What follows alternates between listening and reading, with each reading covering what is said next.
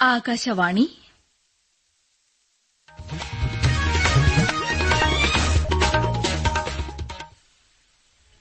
നമസ്കാരം.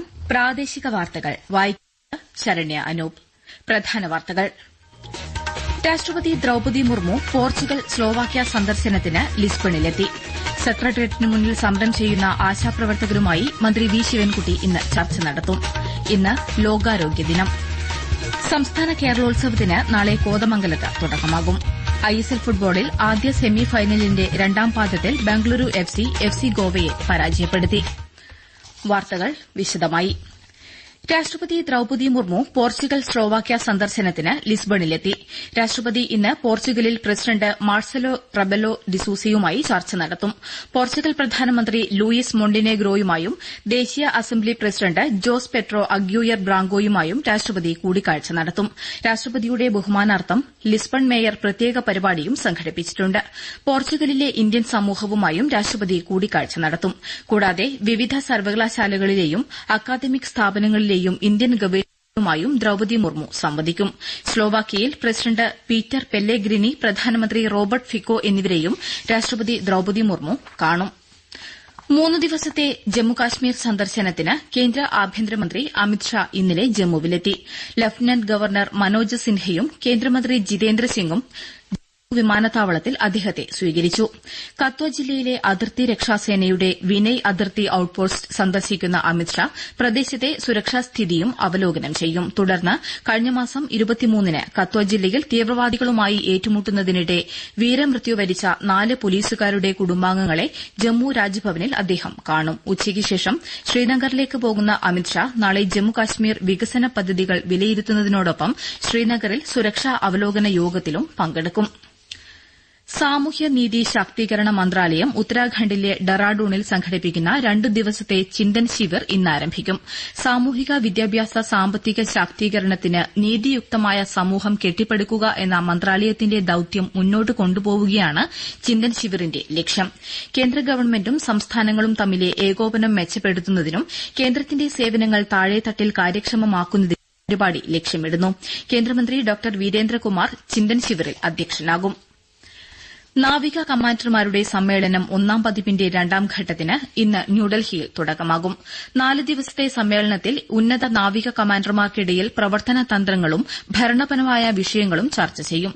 പ്രാദേശിക സമാധാനം, സുരക്ഷ, സ്ഥിരത എന്നിവയ്ക്കായി നാവികസേനയെ ശക്തിപ്പെടുത്തുന്നതിനും ഇന്ത്യൻ മഹാസമുദ്ര മേഖലയിലെ സുരക്ഷാ പങ്കാളി എന്ന നിലയിലും സേനയെ സജ്ജമാക്കുന്നതിനുമാണ് ദ്വൈവാർഷിക സമ്മേളനം ചേരുന്നത്. ശനിയാഴ്ച കർണാടകയിലെ കാർവാറിൽ വെച്ചായി സമ്മേളനത്തിന്റെ 1ാം ഘട്ടം.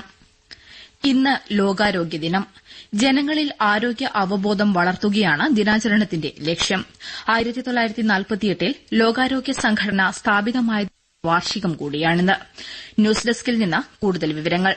ആരോഗ്യകരമായ തുടക്കങ്ങൾ, പ്രതീക്ഷാജനകമായ ഭാവി എന്നതാണ് ഈ വർഷത്തെ ദിനാചരണ പ്രമേയം. അമ്മയുടെയും നവജാത ശിശുക്കളുടെയും ആരോഗ്യമാണ് ഇത്തവണത്തെ ലോകാരോഗ്യ ദിന വിഷയം. ദിനാചരണ പരിപാടികളുടെ സംസ്ഥാനതല ഉദ്ഘാടനം മന്ത്രി വീണ ജോർജ് തിരുവനന്തപുരത്ത് നിർവഹിക്കും. തിരുവനന്തപുരം മെഡിക്കൽ കോളേജ് ക്യാമ്പസിലെ school of public health conference ഹാളിൽ സംഘടിപ്പിക്കുന്ന ചടങ്ങിൽ 2022-23 വർഷങ്ങളിലെ മികച്ച ഡോക്ടർ അവാർഡുകൾ വീണ ജോർജ് സമ്മാനിക്കും. ഗവൺമെന്റ് ആശുപത്രികളിൽ മുൻകൂർ ടോക്കൺ, ഡിജിറ്റൽ പണമിടപാടുകൾ എന്നിവ ആരംഭിക്കുന്നതിന്റെ സംസ്ഥാനതല ഉദ്ഘാടനവും മന്ത്രി നിർവഹിക്കും. കൊച്ചി കപ്പൽശാല നിർമ്മിക്കുന്ന 2 ഹരിത ടഗുകളുടെ സ്റ്റീൽ കട്ടിംഗ് ചടങ്ങിൽ കേന്ദ്രമന്ത്രി സർബാനന്ദ സോനോവാൾ ഇന്ന് പങ്കെടുക്കും. കപ്പൽശാലയിൽ നിർമ്മിക്കുന്ന 12,000 ഘനയടി ശേഷിയോടുകൂടിയ സക്ഷൻ ഹോപ്പർ ഡ്രഡ്ജറിന്റെ നിർമ്മാണ പുരോഗതിയും മന്ത്രി വിലയിരുത്തും. കൂടാതെ ഡെറാമാരിസ്, മിയോവാക്കി വാക്വേകളുടെ സമർപ്പണവും സർബാനന്ദ സോനോവാൾ നിർവഹിക്കും. സെക്രട്ടേറിയറ്റിന് മുന്നിൽ സമരം ചെയ്യുന്ന ആശാവർക്കർമാരുടെ പ്രതിനിധികളുമായി മന്ത്രി വി ശിവൻകുട്ടി ഇന്ന് ചർച്ച നടത്തും. തിരുവനന്തപുരത്ത് വൈകിട്ട് യുടെ ചേംബറിലാണ് കൂടിക്കാഴ്ച അനുവദിക്കണമെന്ന സമര നേതാക്കളുടെ ആവശ്യം മന്ത്രി അംഗീകരിക്കുകയായിരുന്നു. ഗവൺമെന്റും സമരക്കാരും തമ്മിൽ 3 തവണ ചർച്ച നടന്നെങ്കിലും പ്രശ്നത്തിന് പരിഹാരമായിരുന്നില്ല. അതേസമയം ആശമാരുടെ രാപ്പകൽ സമരം ഇന്ന് 57-ാം ദിവസത്തിലേക്കും അനിശ്ചിതകാല നിരാഹാര സമരം 19-ാം ദിവസത്തിലേക്കും കടന്നു. സംസ്ഥാനത്തെ ഗവൺമെന്റ് ഹയർ സെക്കൻഡറി സ്കൂൾ അധ്യാപകരുടെ ഓൺലൈൻ സ്ഥലമാറ്റ പ്രക്രിയ ഇന്ന് ആരംഭിക്കുമെന്ന് മന്ത്രി വി ശിവൻകുട്ടി അറിയിച്ചു. കൈറ്റിന്റെ സാങ്കേതിക നേതൃത്വത്തിലാണ് ഇത് ആരംഭിക്കുക എന്ന് അദ്ദേഹം തിരുവനന്തപുരത്ത് പറഞ്ഞു. അധ്യാപകരുടെ പ്രൊഫൈൽ അപ്ഡേറ്റ് ചെയ്യാനും ബന്ധപ്പെട്ട പ്രിൻസിപ്പൽമാർ അത് പരിശോധിക്കാനും ഒഴിവുകൾ റിപ്പോർട്ട് ചെയ്യാനും ഹയർ സെക്കൻഡറി ട്രാൻസ്ഫർ പോർട്ടലിൽ പുതിയ സംവിധാനം ഏർപ്പെടുത്തി. ജൂൺ 1 മുൻപ് തന്നെ സ്ഥലം മാറ്റം പൂർത്തിയാക്കും. പ്രിൻസിപ്പൽമാർ കൃത്യമായി പരിശോധിച്ചു വേണം വിവരങ്ങൾ നൽകേണ്ടതെന്നും മന്ത്രി വ്യക്തമാക്കി. വഖഫ് നിയമം മൂലം കുടിയിറക്ക ഭീഷണി നേരിടുന്ന മുനമ്പൻ നിവാസികളെ സുരക്ഷിതരാക്കിയ പ്രധാനമന്ത്രിക്കും കേന്ദ്ര ഗവൺമെന്റിനും നന്ദി പ്രകടിപ്പിച്ച് എൻഡിഎ സംഘടിപ്പിക്കുന്ന ബഹുജന കൂട്ടായ്മ മറ്റന്നാൾ വൈകിട്ട് കേന്ദ്രമന്ത്രി കിരൺ റിജിജു ഉദ്ഘാടനം ചെയ്യുമെന്ന് ബിജെപി ദേശീയ നിർവാഹക സമിതി അംഗം പി കെ കൃഷ്ണദാസ് പറഞ്ഞു. ഇത്തരം ജനകീയ കൂട്ടായ്മകൾ എല്ലാ ജില്ലകളിലും സംഘടിപ്പിക്കുമെന്നും അദ്ദേഹം കൊച്ചിയിൽ അറിയിച്ചു. എന്നാൽ കുടിയിറക്ക ഭീഷണി നേരിടുന്നവരെ കോൺഗ്രസും സിപിഐഎമ്മും കുടിയിറക്കണം എന്നാണ് ആഗ്രഹിക്കുന്നതെന്നും അതിനാലാണ് ബില്ലിനെതിരെ അവർ സുപ്രീംകോടതിയെ സമീപിക്കാൻ തീരുമാനിച്ചതെന്നും പി കെ കൃഷ്ണദാസ് ആരോപിച്ചു. സംസ്ഥാന കേരളോത്സവത്തിന് നാളെ കോതമംഗലത്ത് തുടക്കമാകും. യുവജനങ്ങളുടെ കലാകായിക സർഗ്ഗശേഷികൾക്ക് അവസരം നൽകുകയെന്ന ലക്ഷ്യത്തോടെ തദ്ദേശ ഭരണ സ്ഥാപനങ്ങളുമായി സഹകരിച്ച് സംസ്ഥാന യുവജനക്ഷേമ ബോർഡാണ് കേരളോത്സവം സംഘടിപ്പിക്കുന്നത്. Desk report. വിവിധ ഇനങ്ങളിലായി 118 കായിക മത്സരങ്ങളും 59 കലാമത്സരങ്ങളുമാണ് കേരളോത്സവത്തിനുണ്ടാവുക. മാർ ബേസിൽ ഹയർ സെക്കൻഡറി സ്കൂളിൽ മന്ത്രി പി രാജീവ് കേരളോത്സവം ഉദ്ഘാടനം ചെയ്യും.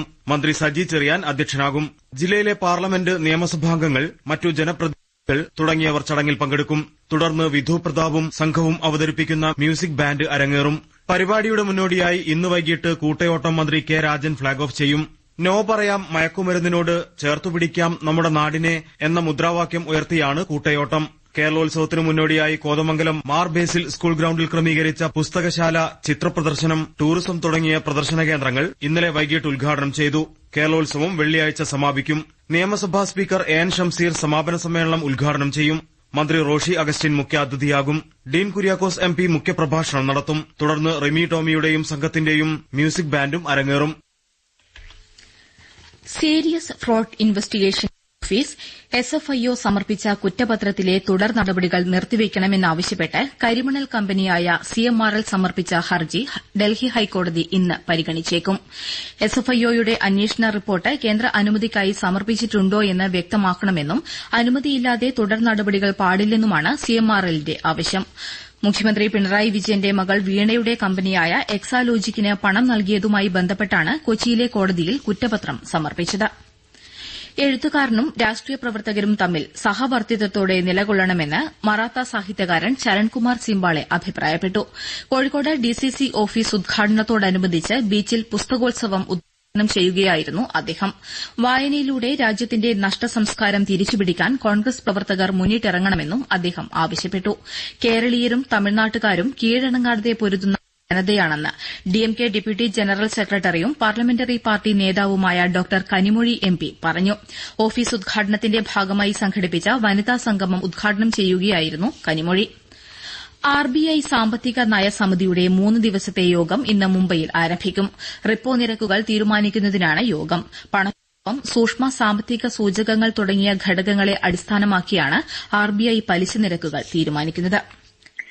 ഗോവയിലെ മഡ്ഗാവിൽ ഐഎസ്എൽ ഫുട്ബോളിൽ ആദ്യ സെമി ഫൈനലിന്റെ രണ്ടാം പാദത്തിൽ ബംഗളൂരു എഫ്സി ഗോവയെ പരാജയപ്പെടുത്തി. 1-2 ഗോളിനായിരുന്നു ബംഗളൂരുവിന്റെ ജയം. ഇരു പാദങ്ങളിലുമായി 3-2 ജയത്തോടെ ബംഗളൂരു ഫൈനലിൽ പ്രവേശിച്ചു. രണ്ടാം സെമിയുടെ രണ്ടാം പാദത്തിൽ ഇന്ന് മോഹൻ ബഗാൻ ജംഷഡ്പൂർ എഫ്സിയുമായി ഏറ്റുമുട്ടും. വൈകിട്ട് 7:30 കൊൽക്കത്തയിലാണ് മത്സരം.